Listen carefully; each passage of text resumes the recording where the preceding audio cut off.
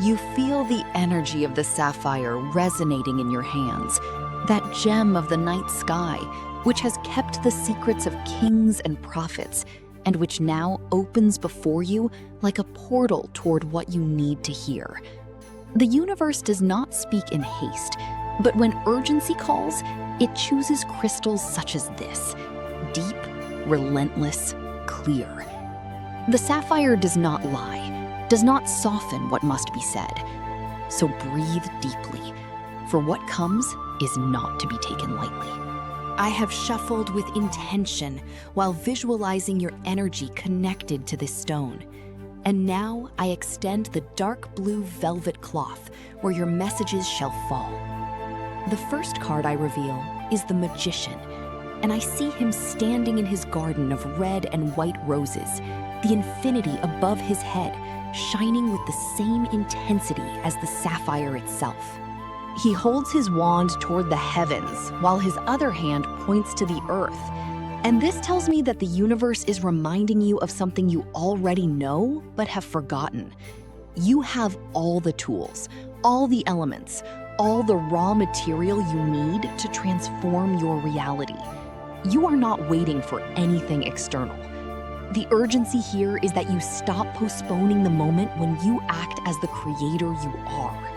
The second card that turns upon the table is the High Priestess, and her image takes my breath away. She sits between the white and black pillars, the veil behind her concealing mysteries she already knows. In her lap, the scroll of sacred secrets. This card arrives to tell you that your intuition has been screaming something your rational mind has tried to silence. The time has come to listen to that voice that whispers in your dreams, that sensation in your stomach that will not let you lie. The sapphire amplifies mental clarity, and together with the High Priestess, urges you to trust what you know without being able to explain. When I turn the third card, I find the Three of Swords, and I feel how the air condenses. 3 swords plunged into a heart beneath a gray storm, and I know this hurts. But the urgent message is not that you suffer more. It is that you recognize that the pain you carry does not define you. It has prepared you. The universe does not send you this card to make you relive wounds, but so that you finally understand that what you believe broke you forged you an invisible armor of wisdom. The fourth revelation is the Wheel of Fortune, spinning with its mystical creatures at the edges, the Sphinx above maintaining perfect balance.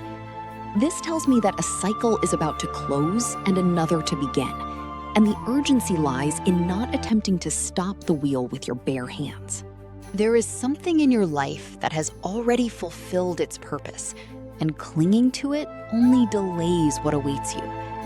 The sapphire is a stone of kings, but also of sages who know when to abdicate in order to be reborn. The fifth card is the Chariot, and I see the warrior standing in his vehicle drawn by sphinxes of contrasting colors, no visible reins, controlling by pure force of will. This is what the universe needs you to understand. The victory that comes will not be accident. It will be conquest. But it must be your will that directs, not your fears, nor the expectations of others.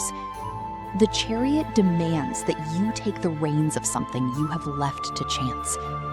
Then appears the Six of Cups, with those children in the illuminated garden, the exchange of white flowers between them. This card brings nostalgia, but also a veiled warning. There is something from your past that you need to heal or close in order to receive what is new. Perhaps a version of yourself you abandoned. Perhaps an emotional debt that is not yours, but which you have carried. The urgent message is that the child you were deserves that the adult you are return them peace. The seventh card that falls is the Tower, and the tower burning with its orange flames, the figures falling into the void, the lightning that splits it in half. There is no pretty way to say this. Something in your structure of beliefs, in your apparent security is about to be or needs to be deconstructed. But listen carefully, for the sapphire does not allow anything to be destroyed without reason. What falls is so that you may rebuild upon foundations that do not move with the wind. The 8th card is the Star, and relief arrives like cool water upon burned skin. The naked and vulnerable figure pouring water between 2 cups, the stars shining with promise above her. After the fall comes renewal. After the tower, the guidance. The universe assures you that you are not alone in this, that there is a light specifically for you, that your most sincere desire is not in vain. The Star asks for faith, but not blind faith, conscious faith that you deserve what you long for. The 9th card that completes this reading is the 10 of Pentacles, and I see the stable architecture of the ancestral home, loved ones gathered, abundance materialized in fruits and lasting connections. This is the destination toward which everything converges, the harvest that awaits when you pass through the fire of the previous cards. The sapphire has always been a stone of legacy, of generations, of what endures beyond our individual existence. Before closing, I feel that I must draw one final card, a kind of master key to this reading, and it is the World. The figure dancing in her wreath, the 4 elemental beings at the corners, the wand in each hand forming infinity. The cycle that completes, the integration of all the parts of yourself you have rejected, the invitation to dance with what came to change you. The urgent message from the universe through the sapphire is this: you are at a threshold where the old no longer serves and the new is not yet visible. And the only way to cross is by letting the masks fall. It is no coincidence that you chose this stone of truth and discernment. You are asked for brutal honesty with yourself, for upon this depends whether the wheel turns in your favor. There is something you know you must do, and which you have postponed for fear of consequence, for comfort, for not wanting to stand out. The urgency is that the time for contemplation has passed.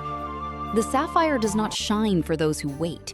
It shines for those who act with the clarity of one who no longer fears seeing. Trust that what breaks in this process is what prevented you from seeing your true reflection. What comes requires of you a braver version, more naked, more faithful to that internal pulse which the High Priestess guards jealously. The universe does not ask perfection of you. It asks presence. And that presence begins now, with the decision to no longer deceive yourself about what you need to be truly free. The ting, painting up some Cody. Thank you for joining me in this reading. If this message has resonated with you, I invite you to subscribe and become part of our community. Your support helps us continue sharing light and guidance. Find more at TarotByInma.com. May the universe bless you.